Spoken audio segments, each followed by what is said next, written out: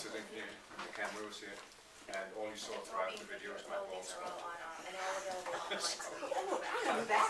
I'm conscious of where the camera So, is. I wanted to highlight that. That Oh, my also fault. says, I left the word share prayer at home as well. So, we're going to have a little bit more of a venue for today than I wanted to. So if you will, we'll do the word share prayer, and it's not that the piece of paper would have been complicated. If you have a Bible, it'll be Psalm 19, and if you don't, just listen carefully. Okay? The heavens are telling the glory of God, and the firmament proclaims his handiwork. Day to day pours forth speech, and night to night declares knowledge. There is no speech, nor are there words. Their voice is not heard, yet their voice goes out through all the earth, and their words to the ends of the world. Now I want you to listen to it again, knowing that what we're doing is communication, and think about the communication words you're hearing. The heavens are telling the glory of God, and the firmament proclaims his handiwork. Day to day pours forth speech, and night to night declares knowledge. There is no speech, nor are there words. Their voice is not heard, yet their voice goes out through all the earth, and their words to the end of the world. That's the first part of Psalm 19. Who's speaking? We heard proclaims, tells, pours forth speech, declares, voice. God. The heavens. The heavens, or God, God through the heavens. So we are looking at speech coming in a very different way. Was there something new that struck you in that passage as we went through it this morning? Non-verbal communication, I guess, is what I was getting at with that. Yeah, very much nonverbal communications. So what would you learn in terms of this being the communications chapter from that? Well, I would think that nonverbal communication is extremely important and often more telling than verbal. So now you will need some blank space. I want each of us, I'll give you time to think, each of us would give a prayer concern, and all of us would write down that prayer concern, okay? Each of us will give a prayer concern, and I'd like it to be no more than 30 seconds. That's hard because you have to then prepare. So think through what you would say in 30 seconds as a prayer concern. I'll pause now.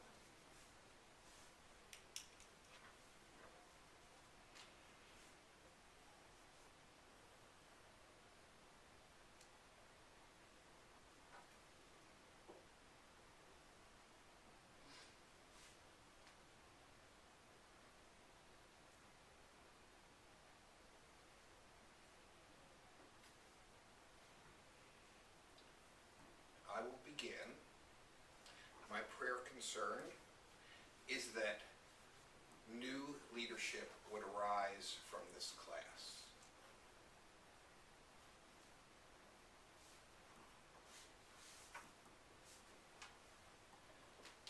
Here. I was thinking about new leadership for the church as we make a number of staff changes and other changes this year.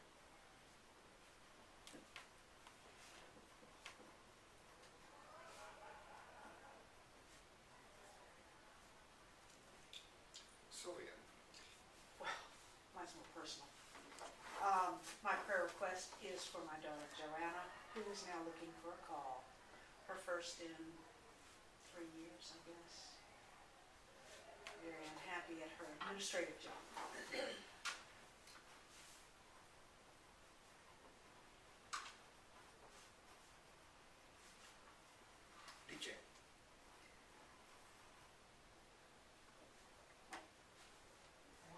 biggest concerns right now is the health of our nation.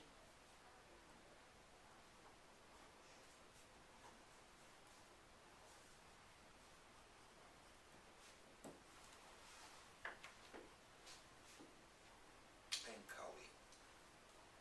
I have several Facebook friends. I have 1,000 Facebook friends. I don't know most of them. But I've gotten to know about a lot of their lives, and I have one friend in particular who lives in Illinois who is in incredibly poor health. She has Crohn's disease, colitis, she has extreme dental problems, and she's recently been hospitalized for about the past 4 or 5 days for complications arising out of all these. And if you would keep her in your prayers.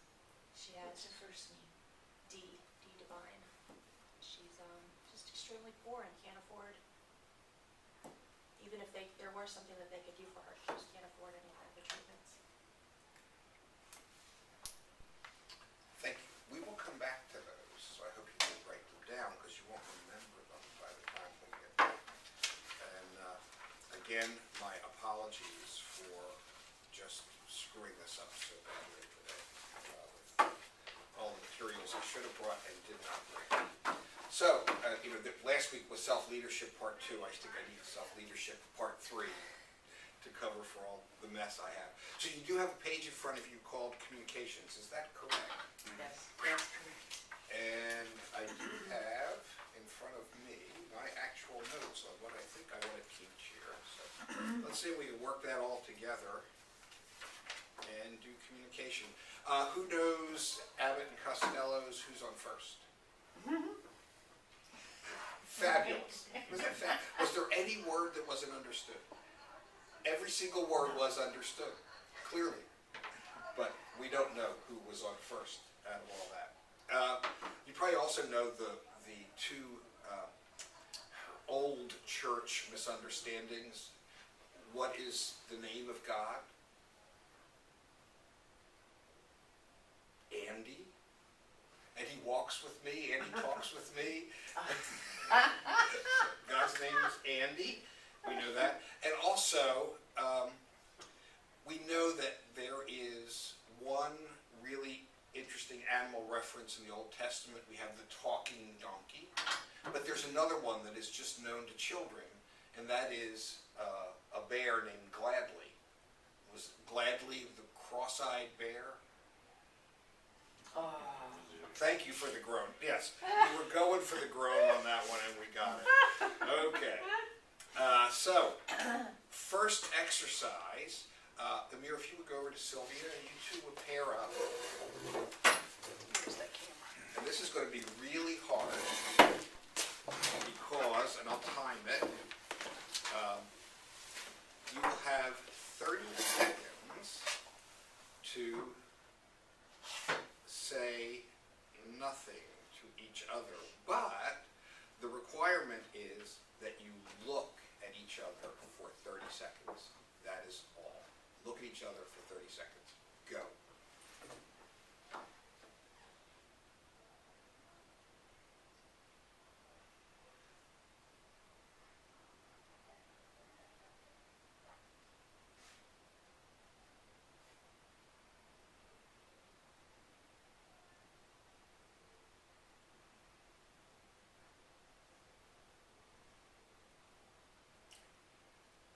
Okay, mission accomplished. What was communicated? Smiles. Smiles because... Embarrassment, probably. Not embarrassing, just sort of uncomfortable. Yeah. Uncomfortable. That's a better word. It is uncomfortable, and it requires a level of intimacy you are unprepared for, I suspect, right? Amir, since your partner spoke, what did you have communicated to you? Oh, I guess I noticed that Sylvia has blue eyes for the first time. Very I good. guess I never realized that before.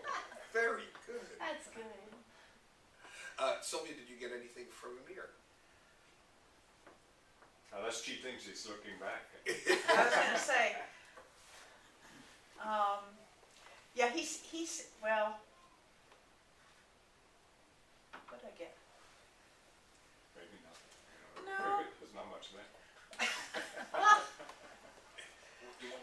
strip Negative you of the thinking. power of your charming accent. Ha ha ha. Yeah, I just thought waves don't come through as, Yeah, you they know, don't- yeah, with that the Welsh Welsh accent. accent. DJ? Just, you know, Okay. smiles, the grins. I know her well enough that I just felt very comfortable, and I just felt friendship, Very good. and I was able to pass that. Peace. Yeah, I noticed you two seemed more comfortable with the exercise than you two. This is not a criticism, it's just a statement, Right. right? That all of us, when we're given that unprepared, go do this, not knowing what's going on, will react differently. And it's important to know that your partner may be picking up on what you were signaling and react. So maybe that one of you started that friendship and one of you started that this is an uncomfortable exercise, and the other picked up on it and immediately communicated it back. There's a lot going on non-verbally. We could do a semester on non-verbal communications. Just wanted to go through that. Do you think Jesus ever got somebody and just looked at them?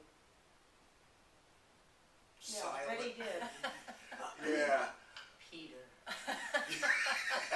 He wouldn't have to say anything. That's right, Peter.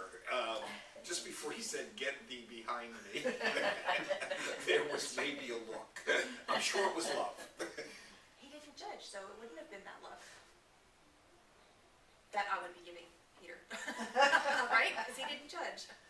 Well, unclear. When you say, and I know this isn't red letter, I don't believe in red letter gospel, but when you say, "Get thee behind me," or "Get behind me," See, there's probably some emotion in that. We can't have Jesus be an unemotional character through all this. I think he had a lot of emotion.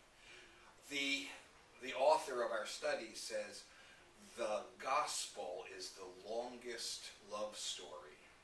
Now, I doubt that it's the longest, but it is the story of love through communication. I love you enough to tell you hard parables.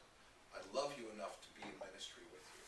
I love you enough to be with you through whatever comes in our way. Amir, we're slightly outnumbered, male, female, and as you know, there are words that strike fear into any man's heart. Let's talk about our relationship. No, just, we Let's need to talk. Yeah, we need to talk. What did I do? And what we as men have a hard time recognizing is that it is the conversation that matters, not the result. So I think, are you a Stephen minister? But I know you are and been through the training. You know that it is not about problem solving in Stephen ministry. And with a man, it's all about how do I fix it? How do I make that better? How do I? And sometimes that's not the right piece of communication. So, the author says, being fully present with people, looking them in the eye and listening to what they say is reflecting the character of God back to them. So if you would in twos, since you're already in twos, we'll leave you in this set of twos, we'll do it again. And let's look at the journaling questions there on the first page. When you communicate with others, if you would just share between yourselves short answers to those, and you're welcome, of course, to journal in addition to that after the class. Just short Is this our answers. view of ourselves, or? Yeah, when others? you The communicate with others, so just share back and forth.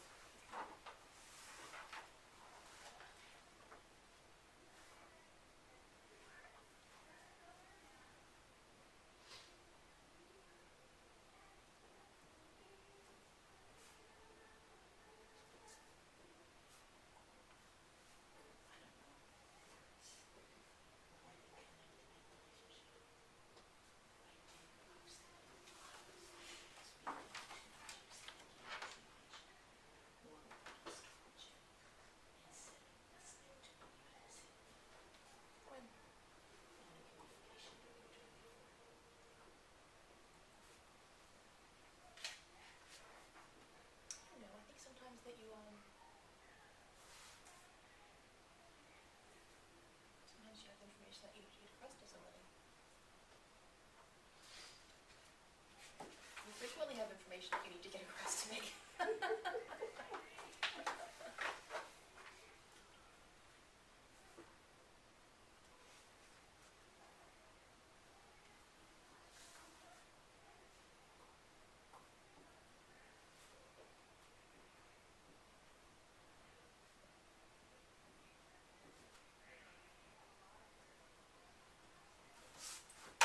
Given that half the class is going to leave In- in 20 minutes, quick answers. Okay. When you communicate with others, are you more interested in hearing yourself talk or being connected to other people in a relationship?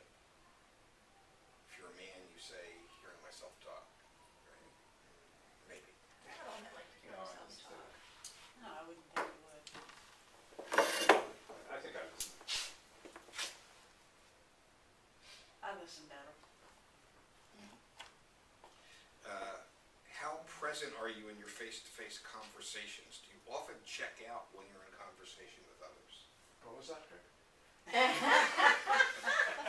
Sometimes he He does. checks out. You get the early checkout bonus. I think again, that's a sometimes. I actually read this ahead of time, Good for you. Awesome. and I found myself checking out the other day when I was speaking with somebody, and it was because I was paying more attention to where Grace was and what she was doing than to the person who was sitting next to me talking to me. And so, she's sitting next to me and I'm like this the whole time, And I'm trying to listen to what she's saying, but part of me is checked out. And then once I check out, sometimes I find myself, well, what am I going to do for dinner now? And not listening to the person I'm with. It's a practiced skill to not check out. It requires a lot of quiet in your head to make sure you can get rid of the chaos that's in there and distractions, to get rid of any distractions that might be around. And it might be just, look at that paisley back there. It sure is. When did we stop printing paisleys anyway? Pottery Those, Barn has some. there you go. Coming back. You listened. So it goes, it can go all around in ways to be distracted. The worst part about it, though, was that I had just asked her a question, and she didn't answer the answer that I was expecting. She kind of went off on a tangent, and when I didn't get the answer, when she didn't talk about the area that I was interested in hearing about, then it was, We will get to the specific skills around that in a little bit. Do you work to improve your communication skills? And if you do, how? Are there any tips out there? When I do work on them, I don't always, but try to pay extra close attention and listen to what I think might be an underlying meaning or tone of voice, something like that. Well, that gives me a better clue of if it's a problem, how serious it might be, or if it's just, I gotta let off steam, kind of thing. I'm trying to be conscious of interrupting. Mm. That's something that people do a lot these days, and I find myself doing it sometimes. I need to stop. Yeah. So in the world we live in, how often do we have to tell someone something for them to remember it? At least 3 times. At least 3 times. And in what modes? Does it vary by mode? If I tell you 3 times face to face, is that different than sending you 3 emails? Mm-hmm. I would say so. It's And I would think the timing also. different kind of learners. Because if you tell me 3 times now the same thing, it's not the same as if you tell me now, then you tell me after the service, let's say, and a couple of And the days day from before now. you leave for a trip. Yeah.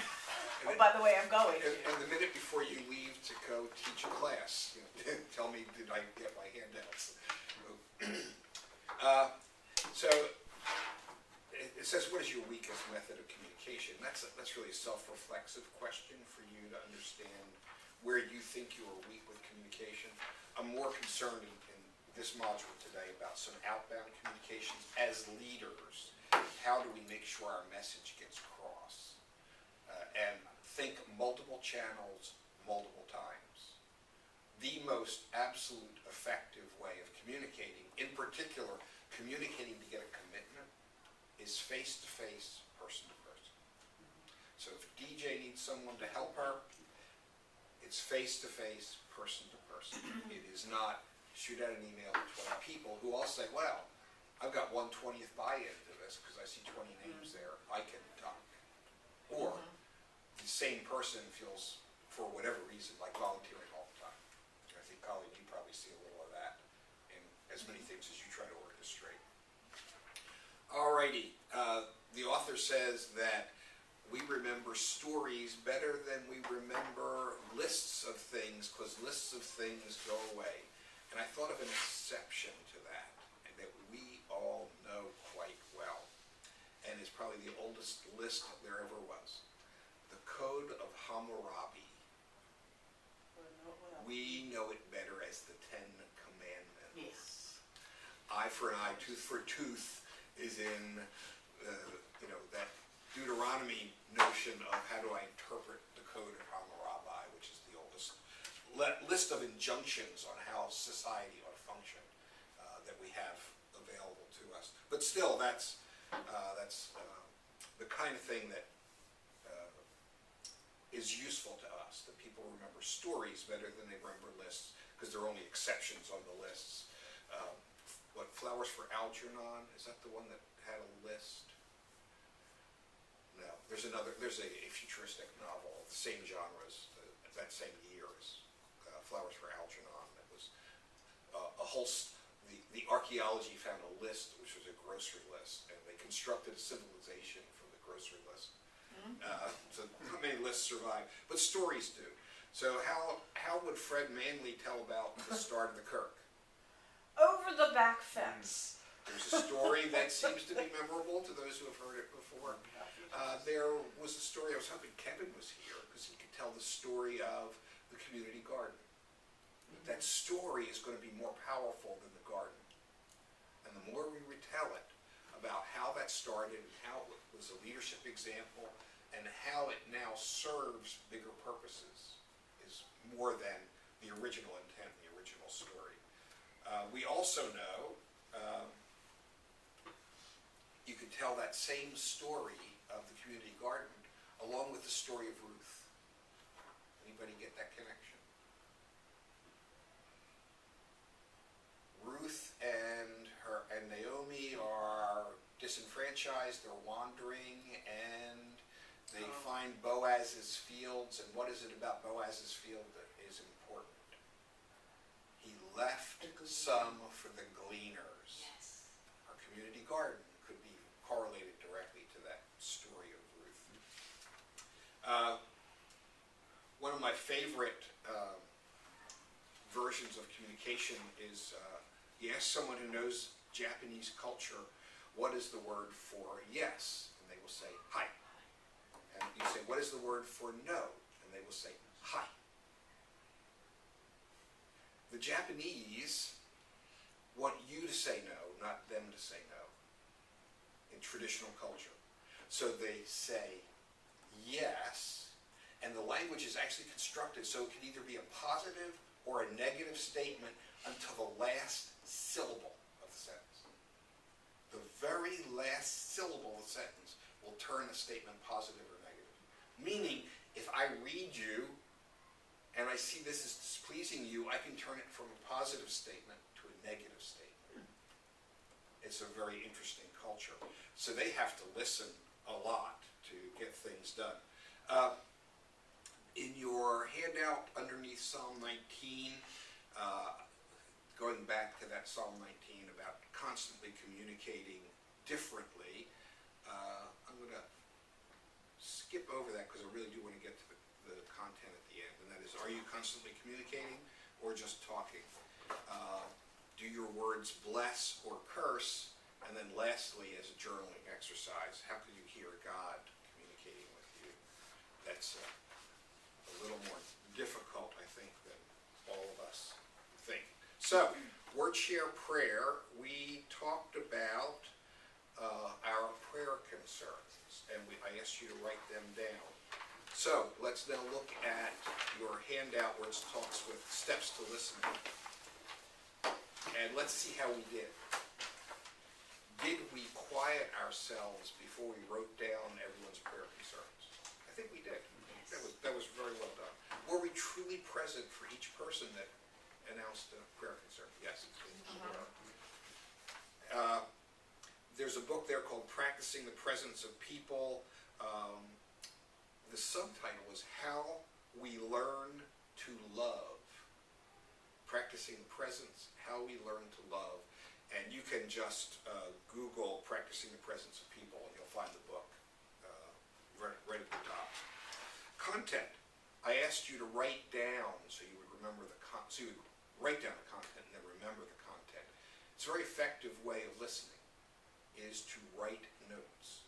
It helps cement because you're using two parts of your brain and the brain is connectional.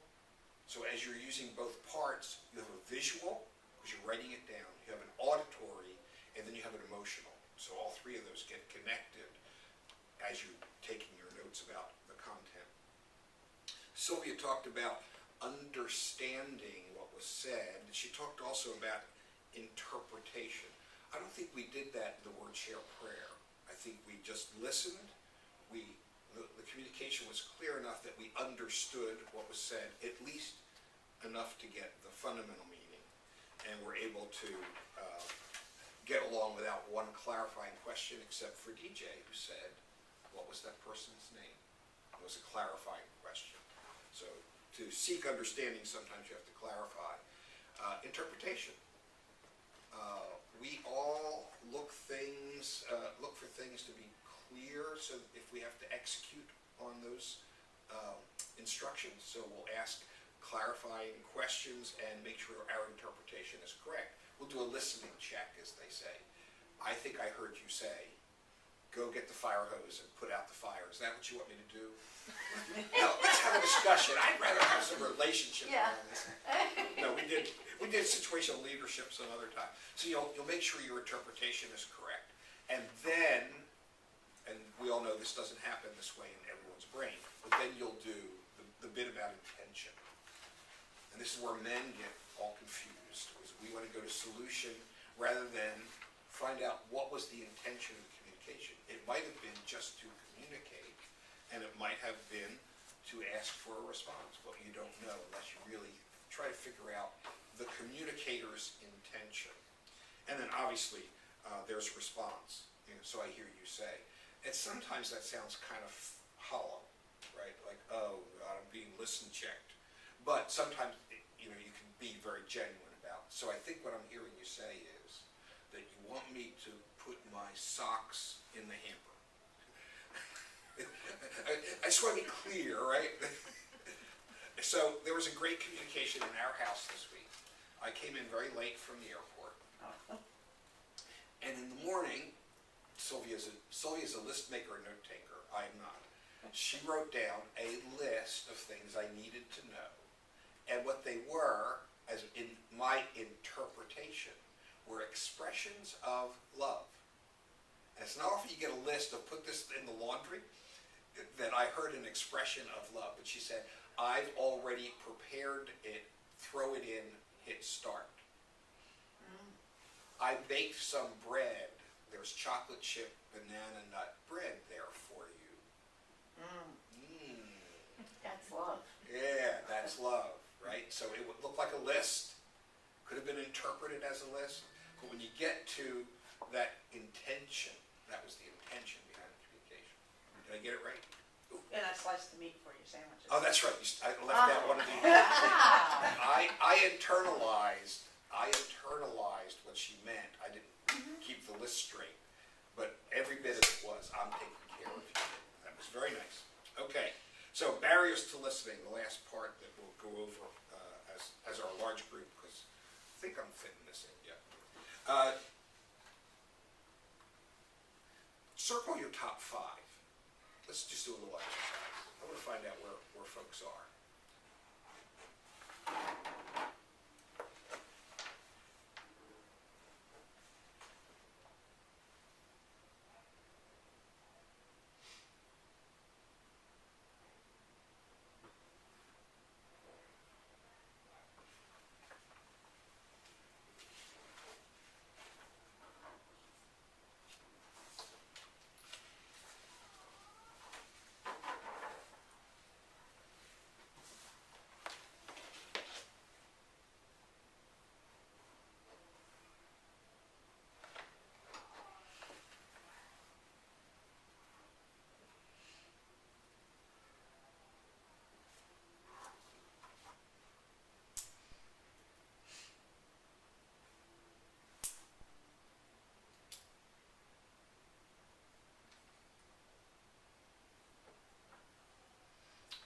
let's have some volunteers. What are the barriers that are most meaningful to you? For me, one of them is mind reading. A lot of us do that. I'm very guilty of that one. Number 3, planning what to say next. Yes, yes. I want to make sure I'm ready to respond to them. respond either I wanna positively or fix their problems. yeah, So whatever. Yeah. Always being ahead. I know what I'm going to thinking say ahead, next. Yeah. thinking ahead, not being in the moment. That goes hand in hand with proposing your advice. Yes. Yeah, I had the top 5 as my the first 5 That's, as my that's top pretty 5. much. I think that's right. probably what this list is sorted in that Yeah. way. But sometimes, I don't know, sometimes it's kind of justified. I mean, there are people who feel like they've got to keep talking to explain to you what they've already told you in the first sentence, and it's like, well, they're not adding anything to the conversation, and a response is required, but they just keep talking. So I don't know, maybe I'm being cynical. No. No, I know it's, people it's, like a, Very it's, true. Yeah. It's a They'll say it 5 style, different ways. right? On and on. And it may be both functional, I'd like to be in a relationship with you, so I'm going to keep speaking, or pathologic, I have this need to control the conversation, therefore I'm going to keep controlling. Yeah. And it's all going back to those styles, how do you judge the intentionality of what's going on, and how do you respond, and then better, how do you reform that to be a healthy relationship if it is not healthy for the two of you. And as we all know, let's just say I'm the computer geek, so I want to hear things in rows and columns, and I want to know numbers, and it's going to facts, thank you. I don't care whether it's red or green, it's not important. And Sylvia is on the other end, she wants to know the feelings, she wants to know how things going with the family, what's the relationship, and she's going to want all that detail, right? Right. You have And to I never understand the difference between those two Yeah. styles Exactly. and needs in communication and find the middle ground so that you can all participate in that relationship and conversation. The top 5 were your top 5, very good. Anyone have one from below the top 5? I do, placating. Placating. Yep, me too. Maybe that's more of a female thing. When he's talking computer, Yeah. And I do When that you to Dave don't all the understand, time. but you want to Yeah, be listening, yeah, but it's going. yeah, exactly. And Dave and I have had this conversation several times because he comes home and he starts talking to me about immigration. And he's talking in acronyms. Oh, And he's yeah. talking about the B-16 and the zippity-zoo-das, and I'm thinking to myself, he knows that I have no idea what he's talking about, and yet he's using these shortcuts anyway. And so I think that part of it is just him wanting to get it straight in his head, and if you're talking to somebody else about it, you're getting it straight in Yeah. your head. But it is so difficult from a listening point of view to try and stay checked in and not check out, and to try and show Right. that you're still interested, but you can't ask any questions to clarify because You don't know enough to ask. you don't know enough to ask, and you really don't care. I mean, it's bad. And there are people who are external processors. They actually think with speech. Yeah, And you can watch, and he may be doing that, I don't know he does. what communication is that speech will meander toward a destination, and when the destination is reached, the speech is over. Is that what you're seeing? And he's happy. He's an He's external being- processor. I really don't have to be there. He does it in the shower on his own. So the fact that I'm just incidental, I think. So you need Yeah, a little shower, tape recorder, so you need a shower cam to capture this and play it back to him. Well, I said something to him the other day. He said something, and I said, "Yeah, I heard you in the shower rehearsing your speech because he was going to court the next day or whatever." He's like, "You did." I believe I do that all sub-vocally, but I do that as well in the shower, where I'll do the preparation in the quiet time. Yeah. And Sylvia usually objects to the music I play when I'm doing that because it's Ravi Shankar or techno bio. I thought you said quiet time. That is Yeah, very for quiet. him it's quiet. It's very quieting. It's a lot of decibels, but it's very quieting. It is not for me quiet. So So, I try not to do that thing, but I have a very good friend who does it to me all the time, and I have to tell you, it's the biggest insult. What's When that? you've been talking to someone and you get the back, it's obvious that they haven't been listening to you. To me, that's a big insult. And she's a good friend, but she has that characteristic. yeah, there are, Sometimes. That's not all. always. yeah, there are folks who are practicing bad behaviors in front of you, and you're allowed to call them on it. As part of a healthy relationship, you're allowed to say, did you hear that? What did I just say? Not that I've ever heard those words myself. What did I just say? Yeah. It's part of that whole relationship building. So thank you for Yeah. being Sorry. here, and I'm sorry I rushed through. I want to make sure we got some of that content out for you guys before we left. Yeah, that Now was you've good. got a new Thank partner group here. Yeah. We're done. Take care, thank you so much. Thank you for coming. We'll see you next week. See you later. I want to shut off the video.